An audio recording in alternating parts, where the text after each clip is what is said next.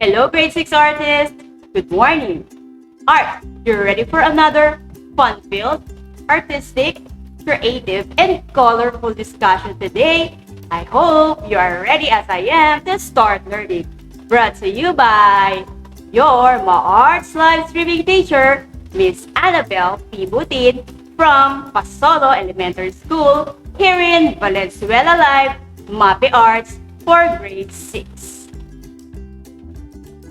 Before we proceed to our discussion, I would like you to comment down your name, section, and school for your attendance.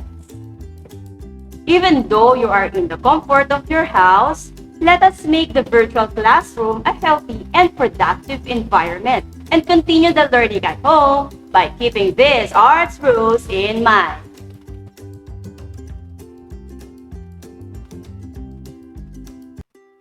For letter A, avoid doing multitasking. Stay focused on the discussion for you to be able to hear every detail that I am going to discuss. Letter R, react accordingly. Do not send any sticker or comment that is not related to our discussion.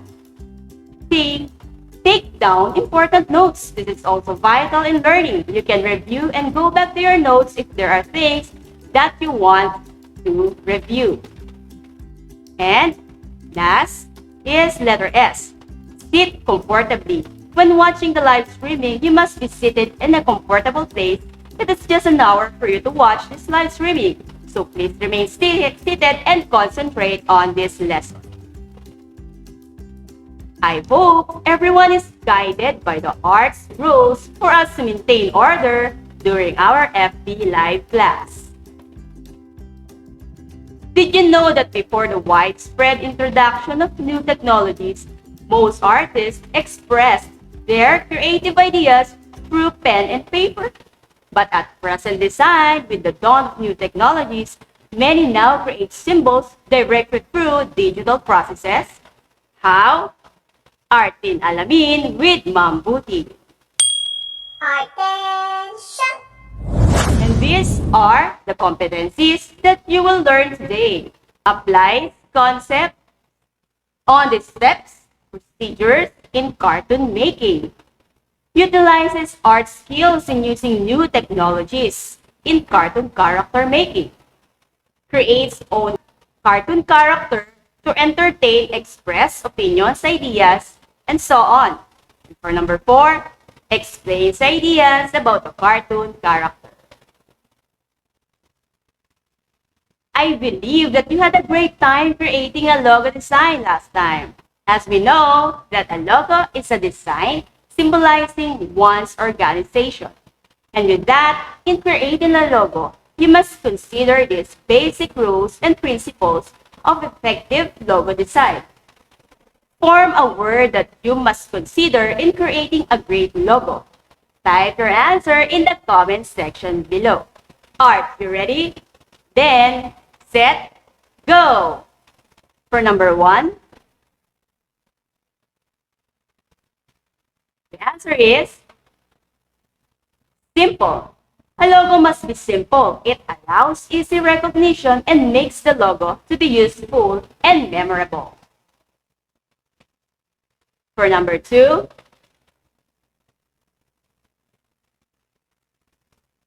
the answer is memorable. The design should be memorable and is achieved by having a simple yet appropriate logo. Number 3, the answer is timeless. A logo must be timeless. It will stand the test of time. Number 4, the answer is versatile. A logo must be versatile, able to work across a variety of mediums and applications. And for number 5,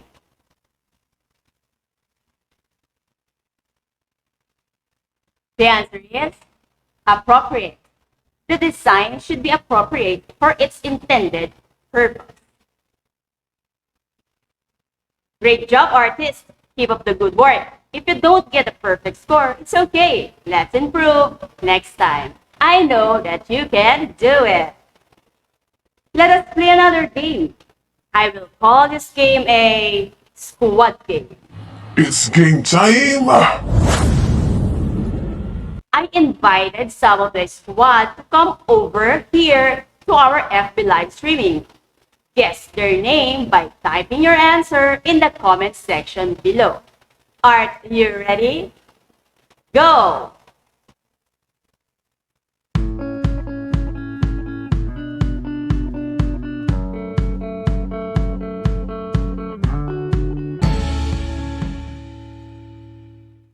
The answer is Bugs Bunny.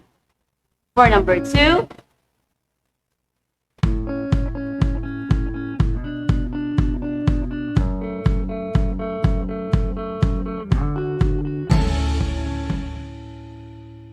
the answer is Mickey Mouse. For number 3.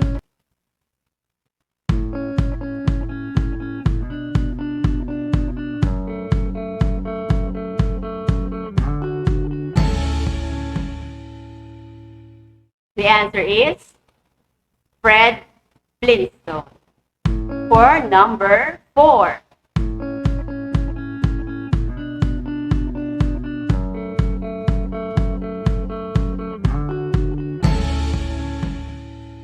And the answer is Snoopy. For number 5.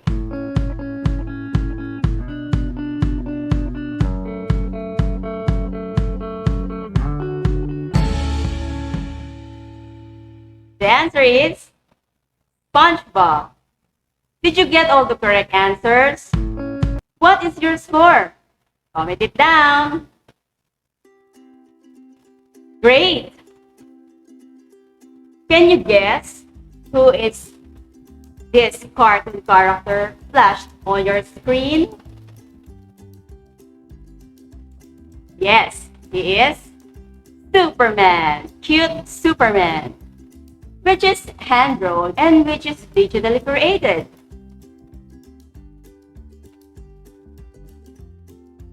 Did you get it right?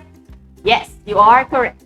The picture on the left side is hand-drawn, wherein the art processes is in the format of pen and paper, while in the picture on the right side is drawn digitally, which uses new technologies such as computer software and drawing tablets in creating them.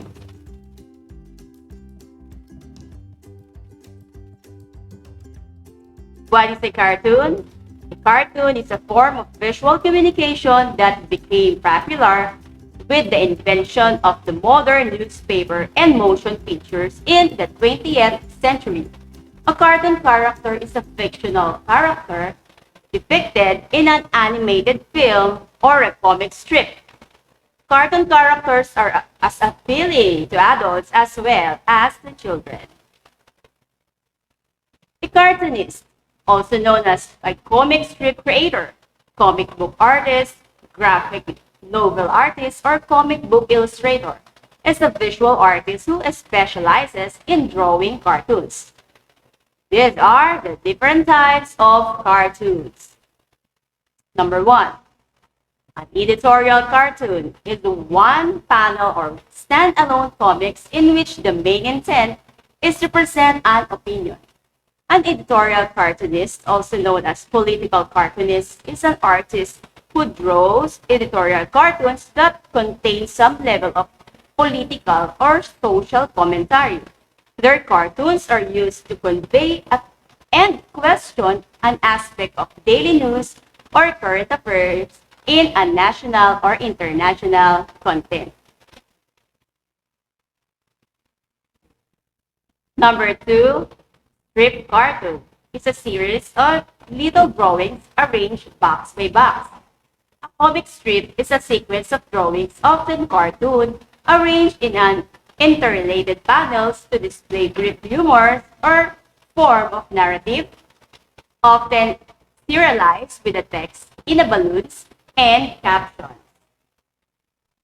Number 3, caricatures. Caricatures are meant to make fun of the people they are drawn in unkind way, which exaggerates certain things about them.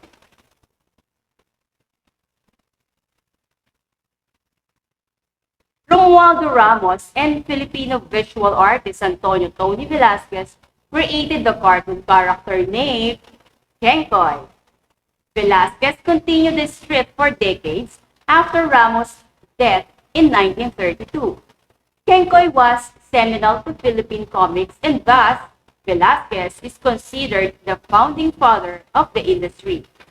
The term Kenkoy has entered the Filipino language to mean a joker, jester, or a hilarious person. Did you know that the original Filipino cartoon began with the publication of local comic books known as comics? Digital art has become a medium that is now enabling artists to transform traditional art forms.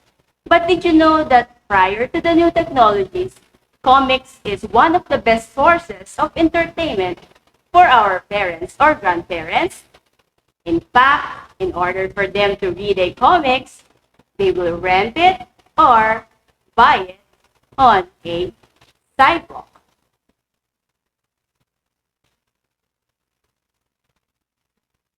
Until now, there are still cartoonists who preserve this way of entertainment even in our present times. Like an example on the screen, like the series of manga. Grade 6. What is the title of this movie that has cartoon characters sadness, joy, fear, disgust, and anger? Yes, it's Inside Out. During the late 1920s, Roddy Del Carmen, who served as the co-director of the animated film Inside Out, also landed a job as an animator in Warner Brothers and became a storyboard artist for Batman. How do they come up with these kinds of cartoon characters? Well, we are here to find it out. Artin Alamin with Mom Butin. Like them, cartoonists, you can draw your own masterpiece. Creating cartoon characters is fun. To be successful, though, you first need to have a good understanding of the basics of developing them, like physical features, facial character, facial expression, hands, and feet. Now that you have studied the details, it's time to fit the pieces together into a complete figure. This will be easier for you to do if you do the following steps. Let us try morphing these figures into cartoon characters. And since we are in the pandemic, what do you think is the most used thing all over the world? It helps us to protect from COVID-19. Can you guess what it is? Correct. It's face mask. So let's draw a cartoon character that is face mask inspired. These are the steps in cartoon character. Think of a specific cartoon character you want to draw. Number 2, start making a simple sketch, beginning with the head and its feature.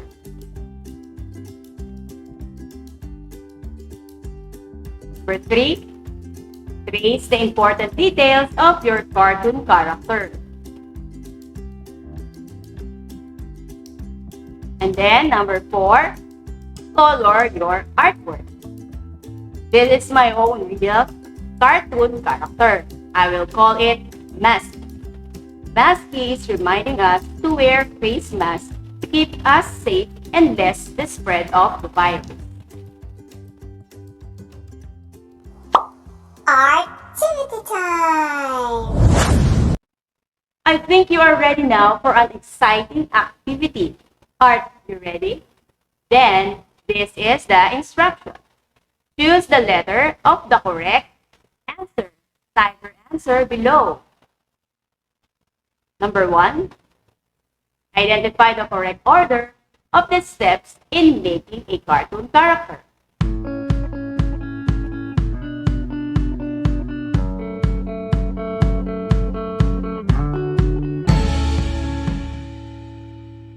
The answer is C. For number 2, this term has entered the Filipino language to mean a joker, jester, or a hilarious person.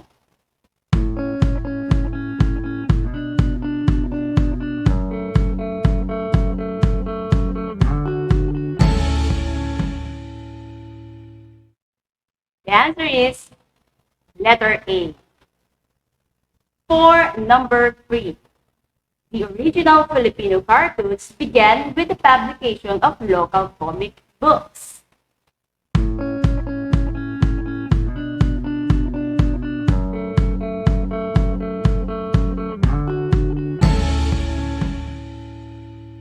The answer is letter C, comics. For number 4, to be useful in cartoon character making, you must consider these steps or tips, except for one.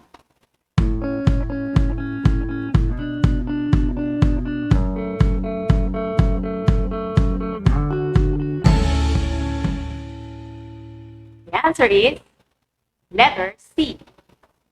The last, it is a form of visual communication that became popular with the invention of the modern newspaper and motion pictures in the 20th century.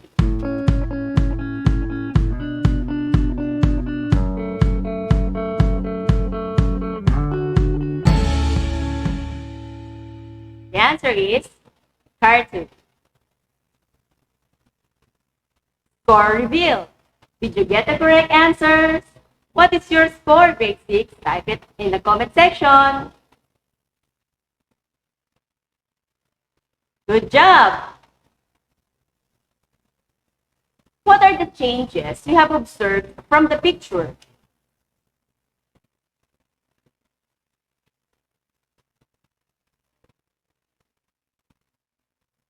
In creating a cartoon character, a cartoonist follows steps or procedures in order for him to make a good cartoon character. Either hand-drawn or digitally made, both still follow the process. Can you type your favorite cartoon character, grade 6? Nice. Mine is a Japanese cartoon character named Mojako.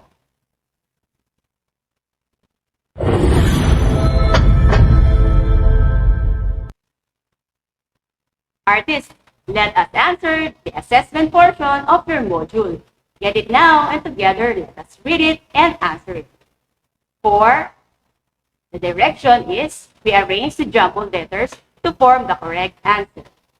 Number 1, it is a form of visual communication that became popular with the invention of the modern newspaper and motion pictures in the 20th century.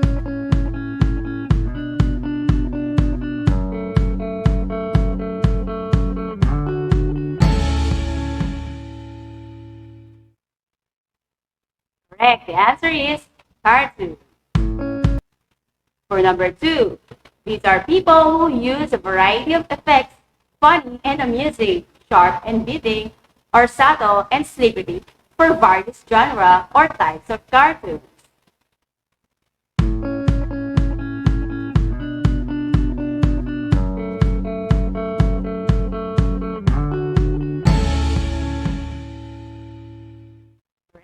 Answer is our cartoonist.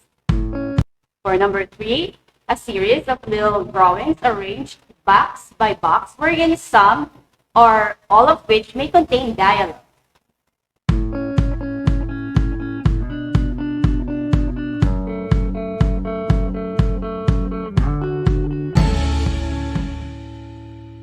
Correct. The answer is strip cartoon. For number 4, it is a form or it is often drawn in an unkind way, which exaggerates certain things about the famous people such as politicians or movie stars.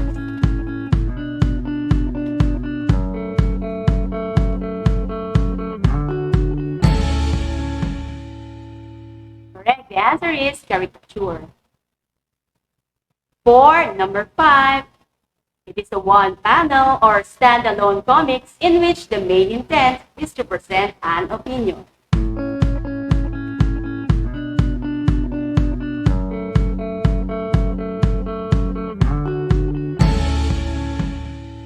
The answer is editorial cartoon.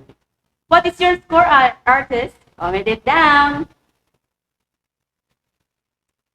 For your art assignment or for your home activity, you will make a design of your own original cartoon character.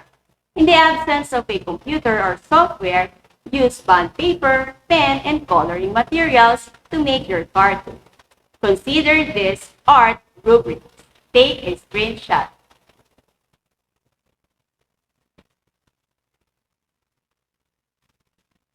I hope that you've learned something new today, artists. Again, this is your Mars live streaming teacher, Miss Annabelle P. Budin, leaving you with a saying, art is cool, art is fun, as long as you do your art with a heart. You are smart. See you next time, artists. Keep safe. God bless. Bye-bye.